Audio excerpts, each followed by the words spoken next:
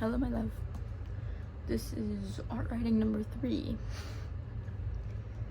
I like the aspect of the illusion theory that states one can put oneself under the illusion that the object of one's emotion within fiction is real. However, it is our responsibility to act in an appropriate manner for the context of a situation. We do this by shifting our focus between engaging with the media and staying grounded in reality. The idea is that we can sympathize with characters and be engrossed in the story, while also not being so withdrawn from reality that we are moving to an act in response to the story. It is this balancing act that I think allows us to feel and enjoy media genuinely. One must multitask in the sense that, during the time one is caught up in a story, the physical situation one is in is peripheralized. Where this theory loses me is the idea that if one is at any point believing that fiction is real, even if it is momentarily a conscious choice, they are not fully denying the premise that fiction is not real. It almost feels irrational to say you can believe in such opposing thoughts. To this, I think Carol would reference the idea that beliefs are ongoing, active tendencies. An active tendency waxes and wanes simultaneously with other, sometimes opposing tendencies which are growing and fading. I think by bringing this idea up, he means that it's not irrational to feel contradicting emotions because beliefs are inherently meant to be kinetic and ever-changing. All this to say, I think the best solution to the paradox of fiction is Carol's thought theory, which denies premise 3. We're only genuinely moved by what we believe is actual. Carol emphasizes the idea that thoughts and beliefs are different from one another. Thoughts are the entertainment of an idea within our minds. Beliefs are the assertion that the proposition is true. Carol believes that the content of a thought is enough to move us emotionally. An emotional response does not require the belief that the things that move us are actual. We can be moved by prospects that we imagine.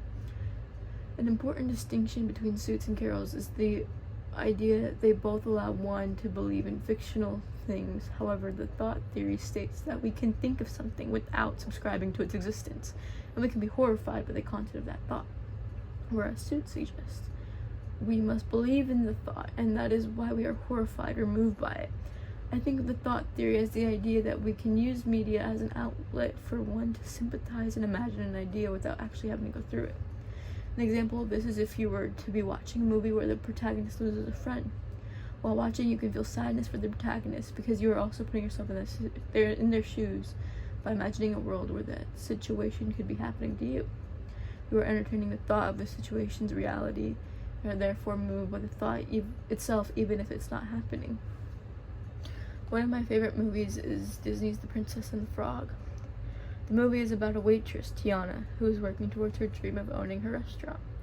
Through this, she ends up meeting a prince, cursed to be a frog.